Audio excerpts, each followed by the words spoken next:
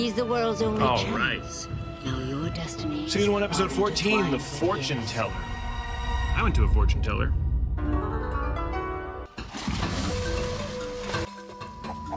Hey, where's the fishing line? Yeah, have they, I guess they hadn't decided to make all the animals part animal, part other animal yet, because that's just like a fish. It would make the Avatar world much more complicated to live in if every fish was like puppy fish. Oh, I caught another puppy fish. How'd you do it? I just went, come here. Come. I just was his friend. I went, come here. Oh, it's okay. It's okay. And then I speared him and fucking ate the puppy fish. But it looks like that isn't the case. They're just fish. It's all tangled. Not tangled, woven. Did Aang just fart up? It's like it came from kind of below and then blew. He farted into his own shirt, which acted as a sail, and he lifted up. And he was sitting such that his butt cheeks were spread pretty wide, so that's why it didn't make the traditional fart sound. It was more of a whoosh. And that's canon. That is canon. Check the archives. So, how do I look? Everybody had a crush on Katara back when we watched it as kids. And then Korra came out, and we saw old Katara, and we had an even bigger crush on her. Remember that square face and her healing? She's gonna have to heal you after pounding you with that square face. You mean all of you or just your neck? I mean... He caught the fish! Smoochy smooch. He caught the fish with his bare hands. That's a big accomplishment. Sokka is amazing. No bending abilities, no fishing line, didn't even use the knife. The fish is still alive. Someone's in love. Well, stop teasing him, Sokka. Aang's just a good friend. A sweet little guy. Just like Momo. Oh! Thanks. With the audience that watched Avatar, I bet there were so many boys who had this experience and were like seething from this. Just like, or it just hit way too close. I feel like I had that when Avatar was coming out. I would have been in middle school. Yeah. And they don't have the words for it. So they're just like, I don't know why, but I didn't like that part of the scene. I'm not like Momo. I'm like Sokka, catching fish with my bare hands and then trying to sexually assault them, but as a joke. Someone's being attacked by a platypus bear! I feel like Aang wouldn't be able to snap back into hero mode. He'd still be like reeling from his getting friend zoned that hard. They'd see the guy getting attacked by the platypus bear and he's like, who cares? What's the point? Well, hello there. Yeah, Aang would be mad because this guy just like so clearly just got laid. Look at how relaxed he is. Whatever. Nice day, isn't it? Is this the first double animal platypus bear? No, punch him in the I think it might be. This is the first. I think the platypus bear is the first combined animal. Aunt Wu predicted I'd have a safe journey. Aunt who? No, Aunt Wu. You know, there's actually a deleted scene where they do Who's on First for like several minutes about Aunt Wu. Where? No, Aunt Wu. Who? Aunt Wu. Where? Yeah, you get it. And Aunt Wu said if I met any travelers to give them this. But now he doesn't have one. He's just walking off into the woods without an umbrella. What do you know? An umbrella.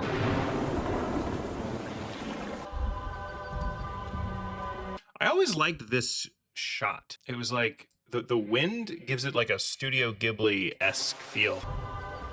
Isn't that nice? Aunt Wu is expecting you. Really? He just is hired to say that to every single person that comes up. Sometimes he like fucks up. There's a guy just walking by. Aunt Wu is expecting you. Oh, no, I'm sorry. I'm actually headed to the fish market. I feel bad. Did I have an appointment with Aunt Wu that I'm forgetting? I feel bad. I guess if she's expecting me, I can pop in for like a second. All right. I mean, I got my fortune read last week, but all right, I'll come say hi. And then Aunt Wu's like, I knew you'd be here. And it's like, yeah, I mean, it feels kind of like you asked me to come. And now I'm here, and you're telling me you knew I'd come. My name is Mang, and I'm Aunt Wu's assistant. All right. Did girls who were fans of The Last Airbender, did they have a crush on Aang how we all had a crush on Katara? And I feel like if they did, when they saw adult Aang, that had to go away with the chin strap. That was tough. Aang has a chin. Aang grows up and is a bad father and has a chin strap. I feel that isn't that attractive. Anyway, let me know. If you were a girl who liked Avatar, did you have a crush on Aang? Probably Zuko, right? Which is a little unfair for the people who have a crush on it, because like an animated scar that big looks cool, but if that person was real and you saw the scar, you'd be like, oh no, I actually just want to be friends. No, I mean, it's like, imagine if like this much of my face, the skin, because it's not just, it's like fucked up, like burn. And his is a bad burn. I know people who have burns and it's just sort of like weird texture, but he's got like color that burns all the way. It would be a sight. It would come up more in the show. Like more people would be shit talking Zuko. Any scene that was like in the Storm episode where they're all talking about Zuko, a lot of the conversation would be like, look, I know it makes me sound like a dick, but his face, it makes me want to throw up. I think I can smell it sometimes. And like the fact that he's bald with just the ponytail, like, because all you have to look at is just the, anyway. So what's your name? And you've got some pretty big ears, don't you? That is awesome. I feel like that is actually how women flirt. Just say any random thing and then go, why didn't it work? I wonder if my true love will give me a rare flower. Good luck with that. Is that the big ear guy who Aunt Wu predicted you'd marry? It's a good thing that this town is full of just thirsty bitches. Aunt Wu's business model I don't think would work if not for all these just lonely, thirsty ladies. Like, I feel like most fortune tellers just say stuff that you want to hear, like, oh, your husband's going to be handsome. There's such demand for just any fortune that she's like, yeah, your husband's going to be weird looking. And they're like, yes, a husband, anyone. Also, what's the business model here? Do they pay Aunt Wu? Enjoy your snack. Do you think the point of Mang was because I know their audience is little boys who have a crush on somebody and they're so angry that it's unrequited, and then you see Mang do it to Aang and Aang's not into her, and then it teaches empathy. All the horny middle schoolers are like, is that what I've been doing to her? Shit, I'm gonna keep doing it. But that's something to think about when I turn 30. Now, who's next? Don't be shy. Wouldn't you know who's next? I guess that's me. No one eats in the show except Sokka. What do you think they're talking about back there? It's the universal Boring stuff, TV I'm language sure. for you're Love. stupid. Who she's gonna marry, how many babies she's gonna have. I think the reason on TV shows eating is a sign that the character's like stupid is because if you were on camera and you knew you were on camera, you shouldn't eat. Like, that would be a really weird decision to make. If I was just filming a special or on a TV show and I was sitting there eating, it's like, why are you eating? You're on camera. So I think subconsciously that's what's happening. But it doesn't actually work because these characters aren't on camera. So then it's just like, why is Sokka the only one that ever eats anything? Find a bathroom. I see a great romance for you. The man you're going to marry. And he's a very powerful bender. Looks like someone had a pretty good bathroom break. Yeah, when I was in there. I don't even want to know. Was he going to tell him? Was that what was about to happen? Was Aang about to say, Sokka, the reason I was so happy is because I overheard the fortune teller say that I was going to bang your sister. And the reason I was so eagerly listening is because I really want to bang your sister. And that's why I'm in such a jolly mood. I do still have to shit, though. I didn't go shit. I'll report back about that in a moment. Don't want to have a bunch of shit in me when I bang your sister. Okay, let's get this over with. Your future is full of struggle and anguish. Most of it self-inflicted. Didn't you charged for that? Is she charging for any of these? But for that one in particular? You know what would work? A comedy fortune-telling show where the fortune teller does crowd work about what will happen. I think that might exist. Because that's what that felt like, right? She didn't really do the future. She just roasted him. And I read the bone cracks to tell your destiny. I've never seen this before. That's just that he's gay. The bones are really dramatic about if someone's gay. I've never seen this before. You're a boy, but you like boys. You will be involved in a great battle. An awesome conflict between the forces of good and evil. A battle whose outcome will determine the fate of the whole world. So this is the show telling us she is an actual fortune teller with real powers, right? I mean, she called that perfectly, so that she has actual abilities. But they're not consistent because later she messes up the volcano thing, but then doesn't because they save the day. She has powers. And she doesn't color her hair, which I respect. She looks like she's probably in her late 50s, and she's like, it's okay, I'm going white, I'm going gray. I don't need to be hot, I have magical powers. And I'm still hot. But did it say anything about a girl? sorry, but I didn't see anything. Remember in the episode where Jong refuses to teach Aang firebending, and then Roku pops up and he's like, "You think I'm weak?" And he bursts in from the fire. This would be a funny time for Roku to pop in right here. You think I won't fuck? I've had sex with 1,000 girls in 1,000 lifetimes. Now I will do it again. You will tell the Avatar he will suck and fuck. Really? Thank you, Aunt Wu. We're waiting for Aunt Wu to come and read the clouds to predict the fate of the whole village. The cloud reading will tell us if Mount Makapu will remain dormant for another year or if it will erupt. It's lucky that she's a pretty benign fortune teller. Did you know the original idea for this show was much more like Midsommar? Everyone in the village had cult-like devotion to Aunt Wu, and so she would build huts and then capture outsiders and burn them alive in the huts to do her fortune telling. So in the original episode, they capture Sokka, put him in the platypus bear costume, and set it all on fire. And that's how she determines that the volcano's not going to blow. But then it does anyway. Aang and Katara are so disgusted and afraid that they just flee, and everyone in the town dies. And originally, they were all supposed to be Swedish. Originally, there was going to be Swedes in Avatar, but they decided, cut the Midsommar thing, cut the burning Sokka, and no Swedes. Look it up, it's in the archives. Don't you think that cloud looks like a flower? Huh? Sure, I guess. Hey, Katara, don't you think that cloud looks like a flower? Savage! It's like one of the meanest and smallest you ever see Aang. I mean, he just shoved her to the ground so he could flirt. Like a girl he's only met once was just making polite conversation, and he's so horny and leaky that he threw her to the ground so he could tell Katara the exact same. He's so horny, he stole her benign observation. An cumulus cloud with a twisted nub coming off the end of it. The village will not be destroyed by the volcano this year. She had to do a lot of work there describing that cloud to not just say, stinky shit cloud. Oh, the poop cloud. You pinched off the end there. The poop cloud means the village will not be destroyed this year. Wish it wasn't the poop cloud, so I wouldn't have to go to such pains to not say poop cloud every year, but that's what it is. It's the poop cloud. I think it would hurt my credibility if I kept calling it the poop cloud every year, so I'll just describe what it looks like. Since I got you here, there's something I want to tell you. Since I got you here after throwing that other girl on the ground, she doesn't seem to have gotten back up. I think she may have hit her head. This seems like a good time to tell you that, I'm so horny. I like you, but I have a crush on you, but also every girl I've ever met except for you is dead. I've literally met 2 girls that are in my age range. You are one of them. The other one is bleeding out on the ground next to me. I bet Aunt Wu told you to wear those red shoes, didn't she? Yeah, she said I'd be wearing red shoes when I met my true love.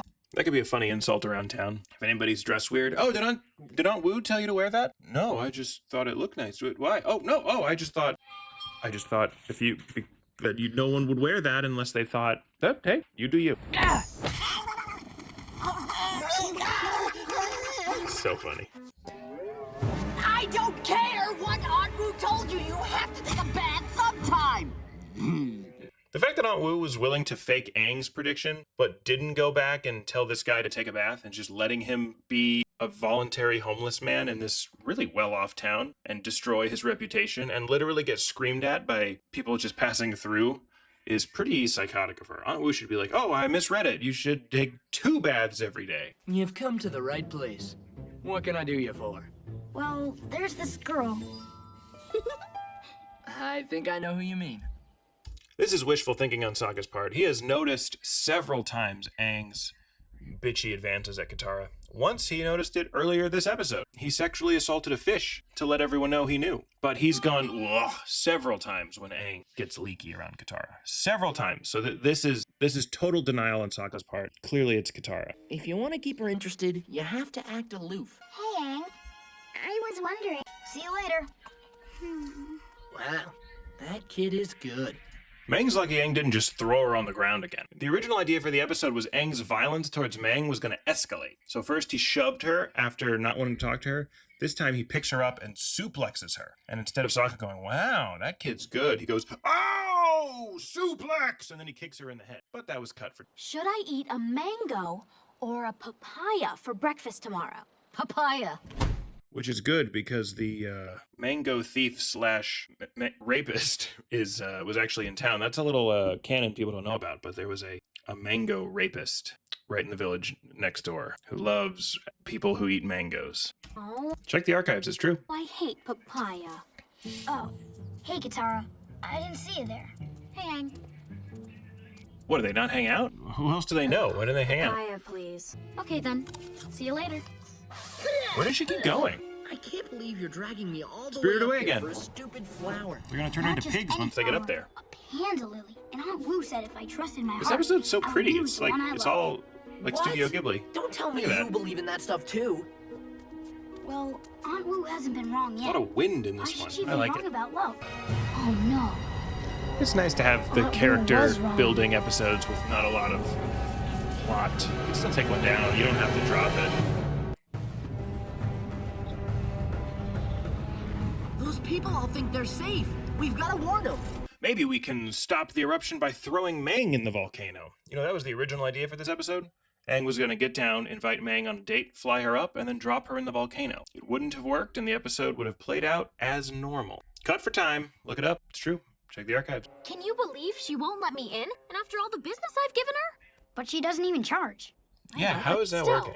Well, we have Because other she's the things to cult worry leader. about. Everybody's just giving her money because she's a fucking cult leader. It's a scary town. They probably all dress up as owls at night and do orgies. That's why Aunt Wu doesn't feel the need to color her hair, because everyone thinks she's a goddess witch thing. Aunt Wu was wrong about the volcano. They just won't listen to reason.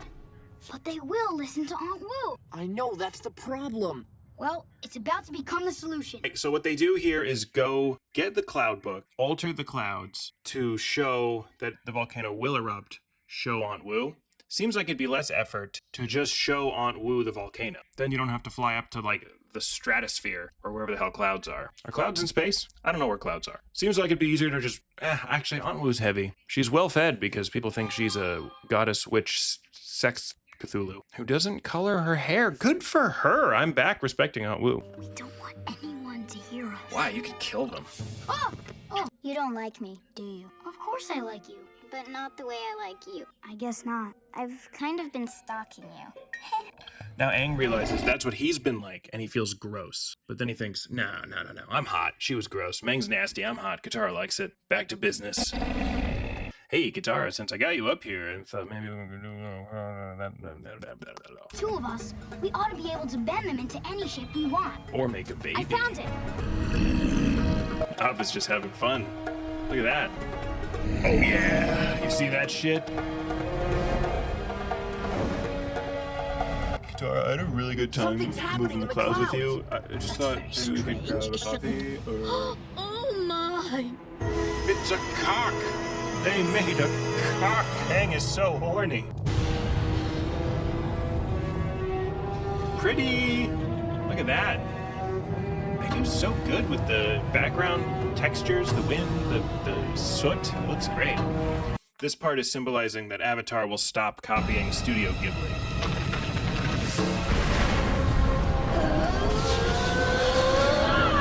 You know, in the original script for the episode, Aang starts having really crazy PTSD because a volcano's Haroku died, and he curls up into a little ball and shits himself and starts sucking his thumb. And at the end, instead of Katara realizing he's a powerful bender, she realizes Zuko is actually pretty hot as she stares at Aang, trembling in the fetal position, and thinks, I am not attracted to this boy. And Zuko's scar actually doesn't smell that bad. But they cut it for time. Check the archives. It's true. Sometimes I forget what a powerful bender that kid is.